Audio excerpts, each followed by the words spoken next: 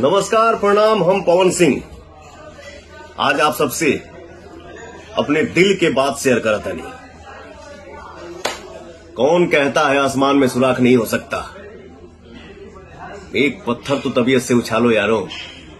हमारे बड़े भैया भारतीय जनता पार्टी के बिहार के उद्योग मंत्री पद की जिम्मेदारी को संभाले हैं, तब से हमारे मुख्यमंत्री श्री नीतीश कुमार जी के नेतृत्व में बिहार में उद्योग लगाने वालों को रेड कारपेट वेलकम मिल रहा है और मिलता रहेगा। जय बिहार, जय हिंद, जय भारत।